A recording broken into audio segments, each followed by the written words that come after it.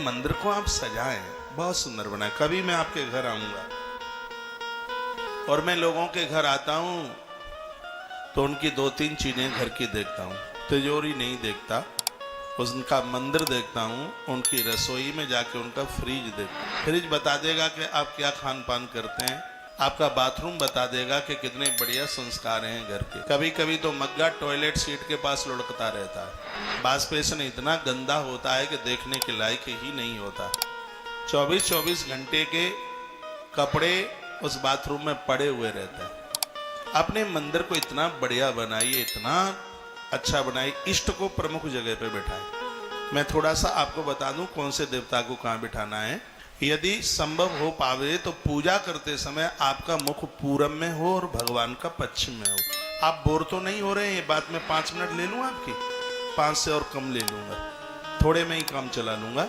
यदि घर में ऐसी व्यवस्था बन जावे तो पूजा करते समय आपका मुख हो पूरब में, भगवान का हो पश्चिम में। जो मुख्य जगह है मंदिर की, वहां अपने इष्ट को बिठाइए। जो भी आपके कोई इष्ट हैं, गोपाल जी को बिठाइए, राम जी को बिठाइए, जो भी आप चाहें वो बिठाइए, उसको मुख्य जगह पर बिठाइए। शंकर जी को दाएं बाएं ना बिठाएं, शंकर जी को बिल्कुल ठीक सामने। जैसे आप धूप लगाते हैं, प्रणाम करते हैं, तो जहां आपके इष्ट हैं उनके ठीक सामने भगवान महादेव दिखाई दे। हमारे मंदिर में भोलेनाथ ऐसे ही बैठे हैं। पूजा में बैठे हैं आप, आपकी दाहिनी तरफ हो मां दुर्गा और बाईं तरफ हो गजानंद, क्योंकि जल तत्व का देवता है और जल का वास होता है ईशान कोण में। मान लिया जाए ये पूरब है, बीच में आपके इष्ट देव, आगे भोलेनाथ, इधर अग्नि कोण की तरफ मां दुर्गा, क्योंकि मां जगदम्बा अग्नि तत्व की मालिकन है। और गणेश जल तत्व के देवता हैं, तो गणेश जी को इधर बैठाओ, माता जी को इधर बैठाओ। उनके सामने, गणेश जी के सामने इधर बिठा दें, गणेश जी के सामने बिल्कुल ठीक सामने हनुमान जी को बैठा दीजिएगा। अब इस साइड में लक्ष्मी नारायण जी को बैठाइए। आप राम जी को मानते हैं अपने मंदिर में, राम जी को रखिए, राम जी को दरबार के सहित रखिए, आनंद हो जाएगा। राम आपके घर में है तो चारों पुरुषार्थ आपके घर में, क्योंकि राम मोक्ष का प्रतीक है, भरत धर्म के प्रतीक है, लक्ष्मण काम और शत्रुघ्न अर्थ के प्रतीक है। ये चारों पुरुषार्थ के प्रतीक ही तो हैं। अपनी पूजा में गंगा जली रखिए, एक खड़ाऊ रखिए, चांदी की, पीतल तांबा जो भी मिल जाए, सोने की। खड़ाऊ तो चांदी की रख लें तो ज्यादा बढ़िया है, रजत की, तांबे की भी आप रख सकते हैं।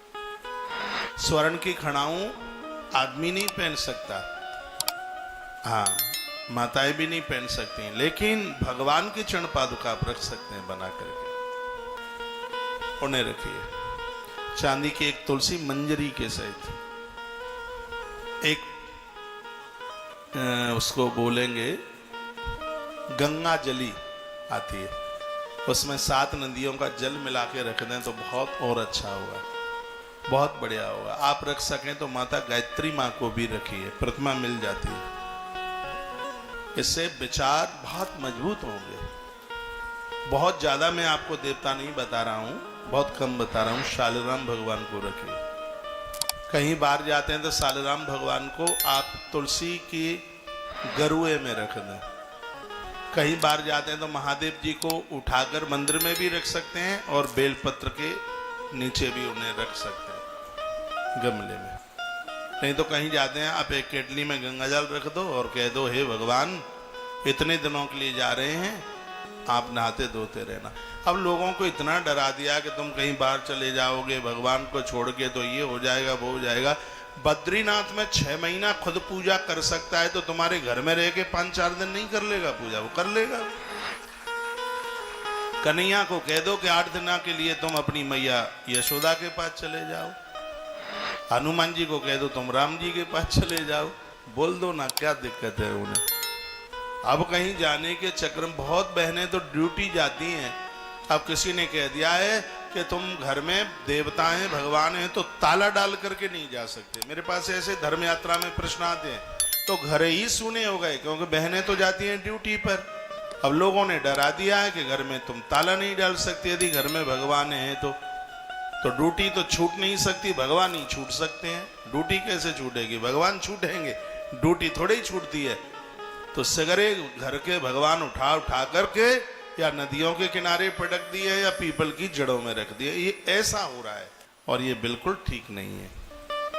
आपको कहीं जाना है, आप ताला डाल के जाइए। मैं व्यासपीठ से कह रहा हूं, इसका जितना पुण्य है वो सब आपको मिले। यदि मेरे बोलने से कोई अपराध बढ़ता है तो मैं झोली कर रहा हूं, प्रभु सगरा अपराध मुझे दे देना, मेरी झोली में पुण्य इन भक्तों को दे देना। यदि ताला डालने पर अपराध होता है तो क्या मंदिरों में ताले नहीं डलते? वो टाइम पर खुलते हैं। ये दोपहरी में 12 बजे उनकी जो भोग आरती हुई ना, तो उसके बाद ताला डलता है, फिर 4-5 बजे खुलते हैं मंदिर। कौन कहता है कि ताले नहीं डलते हैं? अब ऐसा बहका दिया है लोगों को कि वो कहते हैं कि गोपाल जी यदि रखोगे तो रोजाना उन्हें मक्खन खिलाना पड़ेगा, नहीं तो वो रूठ जाएंगे। तो लोगों ने कृष्ण को रखना बंद कर दिया। किसी ने कह दिया कि शंकर जी को रखोगे तो मुर्दे की भस्म चढ़ानी पड़ेगी। ये ऐसे मैसेज आते हैं मेरे पास।